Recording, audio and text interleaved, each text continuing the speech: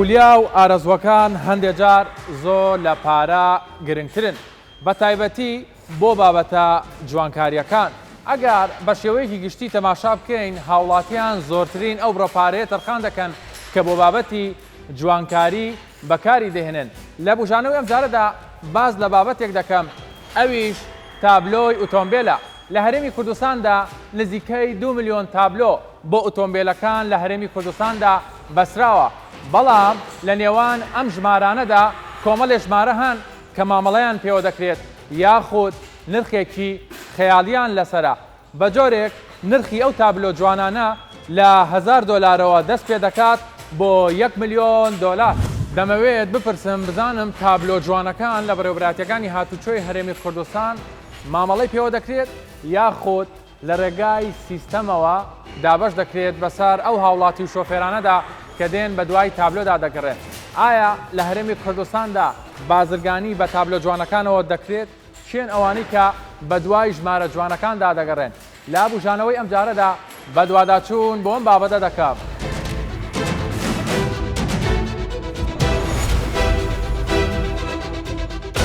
تابلۆی ئەو ئۆتۆمبیلانەی مامەڵەیان پێوە دەکرێت لە هەرێمی کوردستان و عێراق، پارێزگای هەولێر، پارێزگای بەغداد، پارێزگای بەسڕا، پارێزگای سلەیمانی و پارێزگای دهۆک. نرخی تابلۆکان لە $1000ەوە دەست پێ دەکات بۆ 1,200,000 دلار.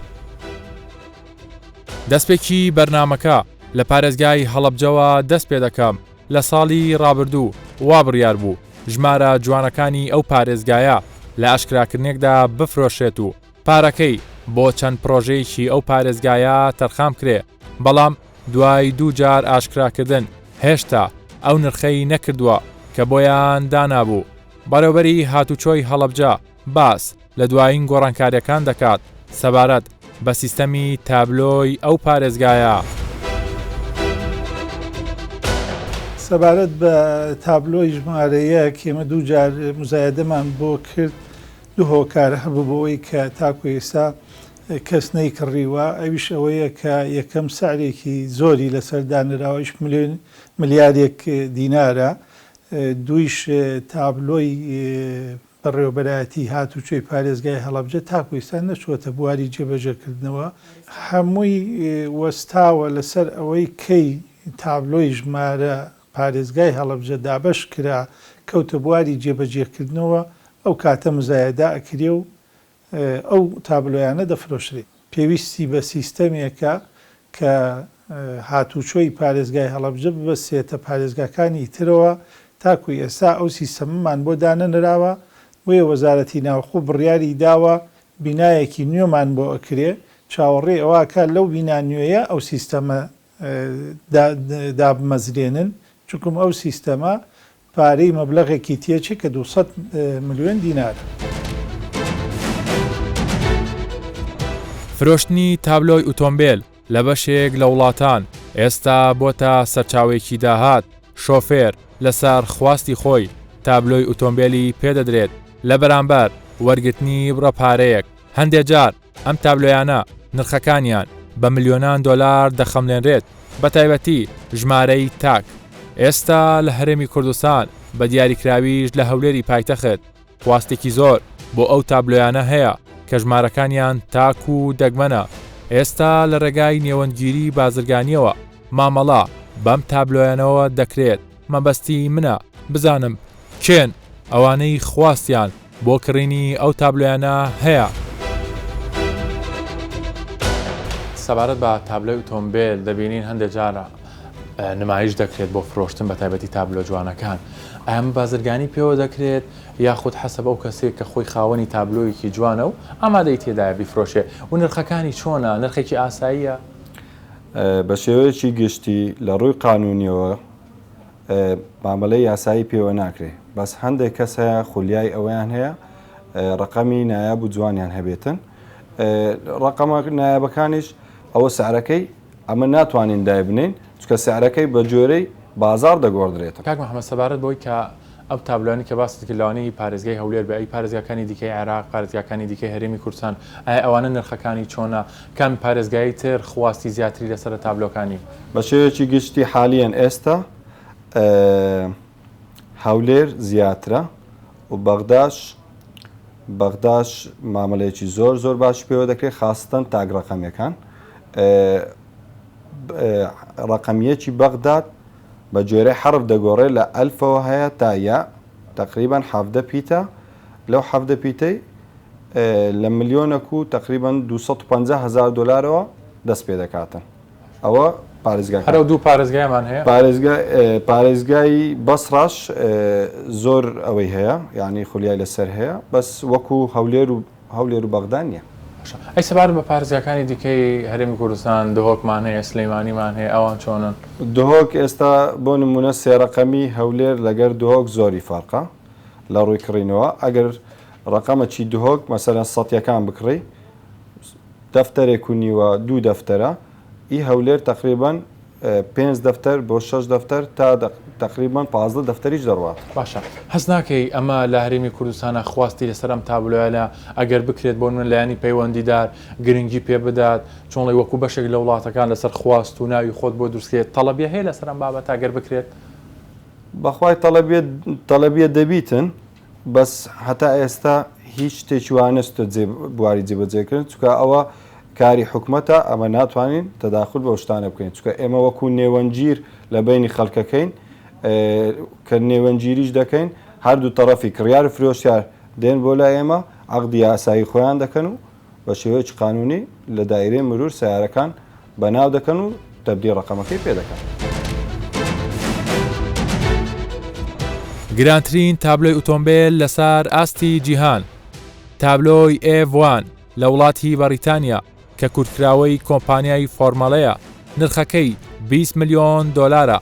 تابلۆی B.5 ی وڵاتی ئیماراتە نرخەکەی 9 ملیۆن دۆلارە تابلۆی نۆی عەجمان هەل لە وڵاتی ئیمارات نرخەکەی 1 ملیۆن دۆلارە تابلۆی 1 ڕاقە میم لە وڵاتی میسر نرخەکەی 900,000 دۆلارە تابلۆی ژمارە 6607 لە وڵاتی ئەردان نرخەکەی 80,000 دۆلارە تابلۆی ژمارەدا تاکو ژمارە 20 لە پارێزگای هەولێر نرخەکەی 1 ملیۆن دۆلارە.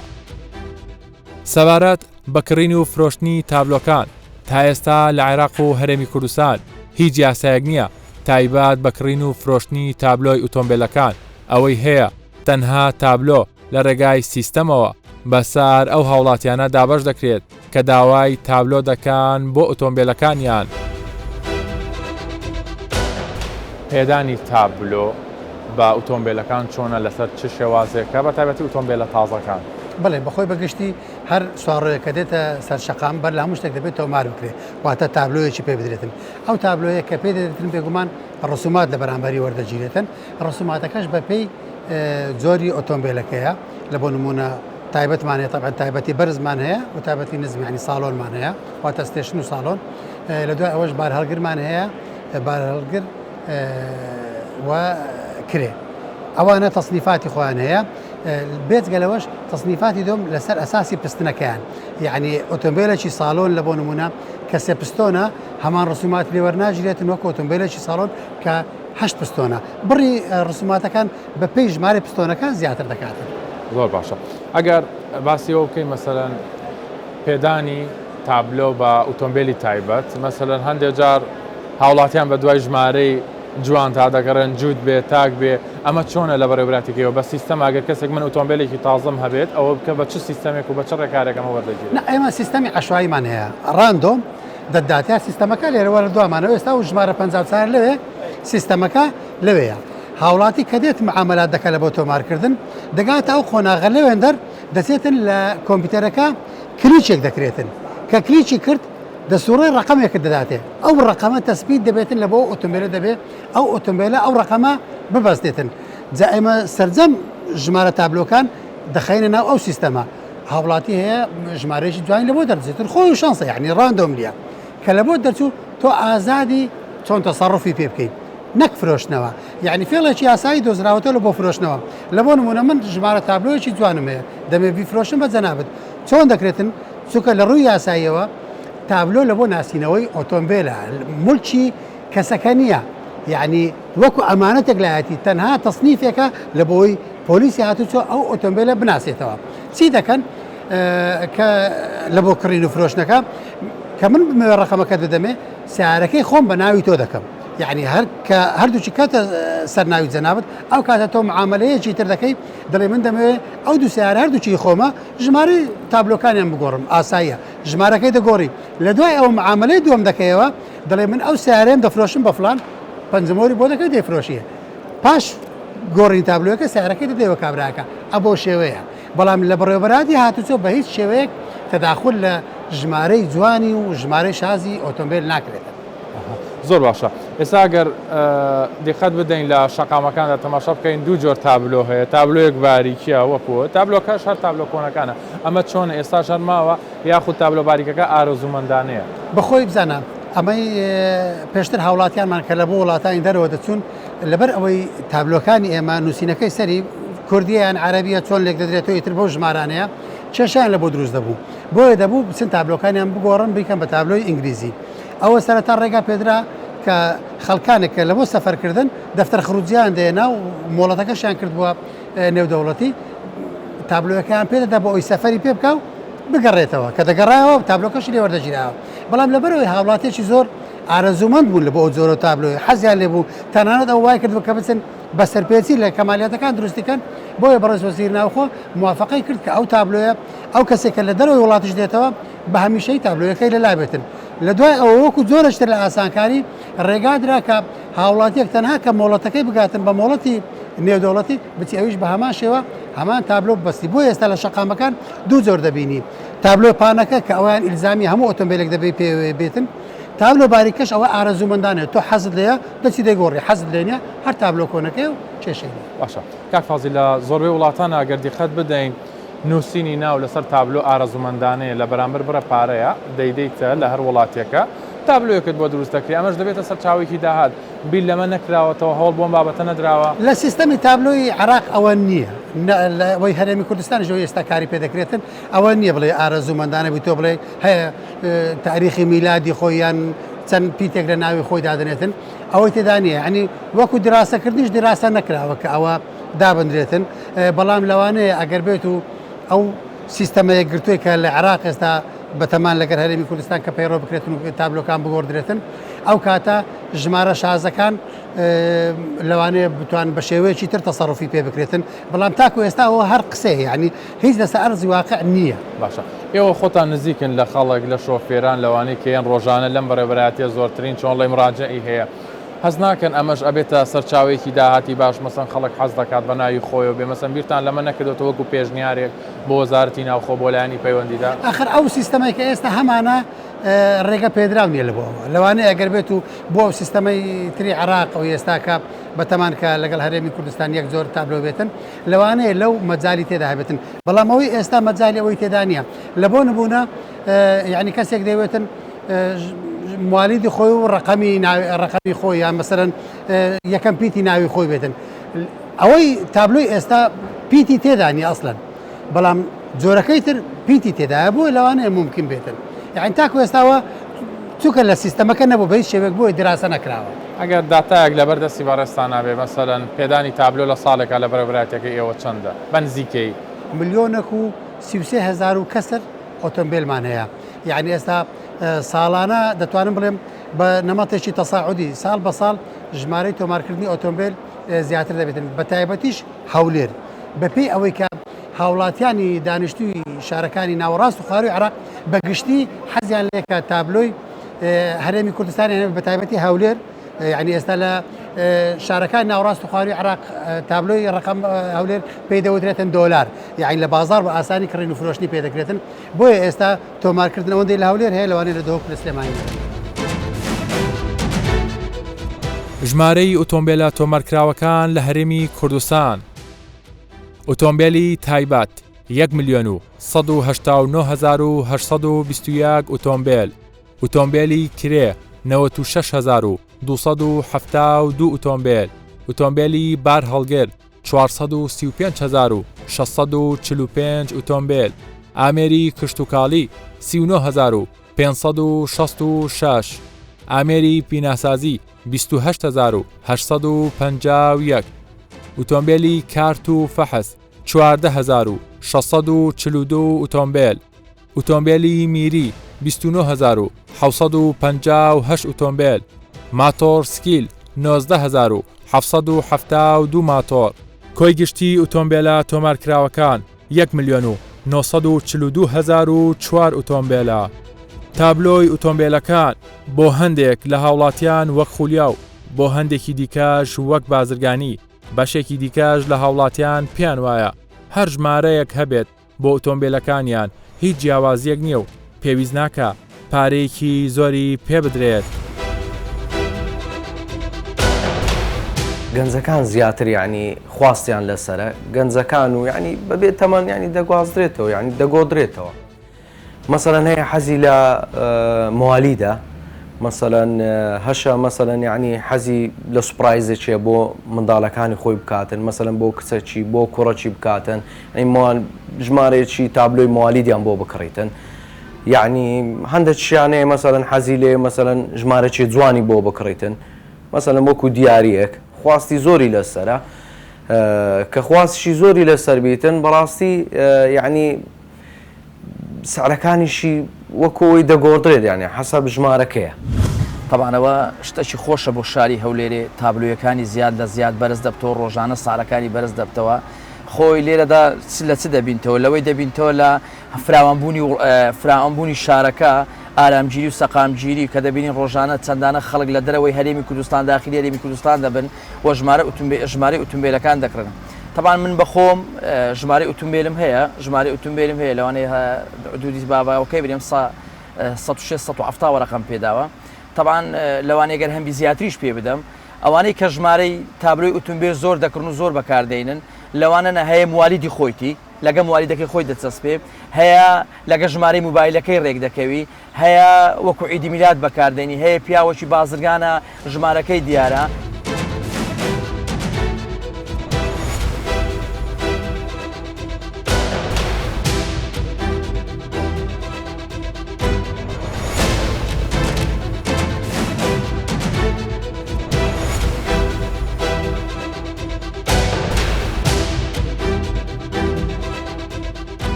ئەو ماوەی کە پێی دەسێت ماوەکەی لە دەدەقاتا چارێگەچی ئەو هاوڵاتی کە داخلی ناو ساحەی تابلۆ دەبی دەدەقاتا چارێگەک ئێمە تابلۆکەی بۆ تەبع دەکەین دەیدێنەوە دەستی و بەڕێ دەکەین. کاتێککە دێتن ئەمە ژمارەگە کاتیبی لێ وەرەگرین و پاشان دوو جۆ تابلۆی نوێ بۆ چاپ دەکەین و دەدێنەوە دەستی خاوەنەکەی لە مدەی چارێگەک بەڕێ دەکەین. و ئەو چەند جۆرەك تابلۆمان هەیە، تابلۆی بێگومان سپی ئەوە تایبەتە بە ئۆتۆمبیلی تایبەت و زەرد ئەوە باڵهەرگر و سۆر بۆ کرێ. زایدن ئەو تابلۆیانەی کە میرینە یعنی شین و ئەوانە ئەو تابلۆیانەشما هەیە. ئەو ماوێش جۆرە تابلۆش کەشمان دەدا هاوڵاتی ئەوانەی سەفەری دەرەوەیان دەکرد. تابلۆی باریکە کە پێی دەرێن تابلۆی ئەوروپی وا بەناوبانگە ناو هاوڵاتیان ئەو جۆرە تابلۆشنایە. بەڵام بەگشتی هاوڵاتی کە دێتە ناو تابلۆیەکان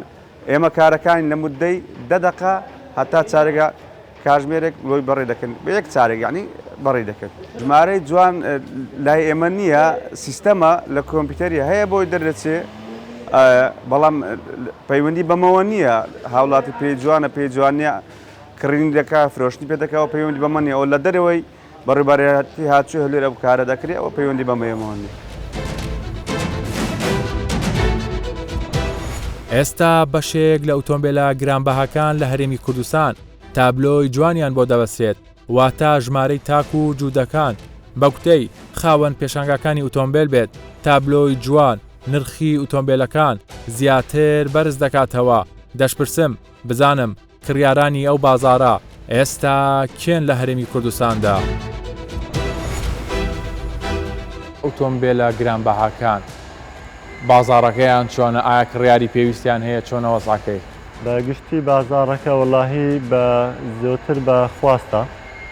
لەسەر دەگەرێتەوە سەر هاوڵاتیان کە ئێستا کەژمانجی ڕەمەزانە بە شەوان زیاتر پێشانگاکانەیە خەڵک دێتن بۆ جەژن سیارە دەکڕێ و یان دەیگۆڕێ یان دەیفرۆشێ کن ئەوانی کە زیاتر سیارە گرانبەهاکان دەکڕن هەمان کوردن یا لە دەریشەوە خەڵکی تریژێ عربەکان زیاتر سیارە گرانبەهاکان دەکڕن ئێستا لە کوردەکان خواستی سیارە گرانبەهاکان بڕەکەمە ئێوە مەسەرن پێشانگەی ئۆتۆمبیلتانێ هەستەکەن چۆنڵی ئەمە ماوەیەکی تر ئیتر دەبێتە بازرگانی ئەم تابلۆ جوانانە ژمارە کەمەکان ینی بێتە بازرگانی بە ئۆتۆمبیلە گرانبەهاکانەوە بەخوار بۆتە بازرگانی کە تابلۆیەکی ینی بێتام زیاد دەفرۆشرێ و سعرەکانی خەیاڵینە و بەس ئەوانەش کە ئەو خەڵکێکی احتیاریان سارێکی بەسیت پێبێت بە 3-4 دەفتەری تابلۆی زۆر جوان نابەست. بەرزترین نرخی سیارە نزمترین لای تۆ چەندە سیارەکانی؟ لێکوانە بە 3 دەفتەری هەیە تا 20 دەفتەری 25 دەفتەری کە بۆ نمریان ئەمەیان جی کلاسە بە 18 دەفتەر و نیوە. مەسەلەن کە تابلۆیەکی جوانی لەسەر بێت تابلۆیەکە بای 2 دەفتەر بێ دەبێتە 20 دەفتەر و نیو دەچێتە سەر سعری سیارەکە. ئێستا داوا دەکرێت وەک بەشێکی زۆر لە وڵاتانی دراوسێ و ناوچەکە ڕێگای مامەڵە بدرێت بە تابلۆ بۆ ئەوەی هەر هاوڵاتیەک بیەوێت تابلۆی دڵخوازی خۆی بۆ دروست بکرێت لە ڕێگای بەڕێوەبەرایەتی هاتوچەکانی پارێزگاکانی هەرێمی کوردستانەوە لە بەرامبەردا وەرگرتنی ڕسومات و باج لە داواکار ئەمەش وەک سەرچاوەیەکی داهات لە هەمان کاتیشدا دەبێتە بازرگانیەکی گەورە.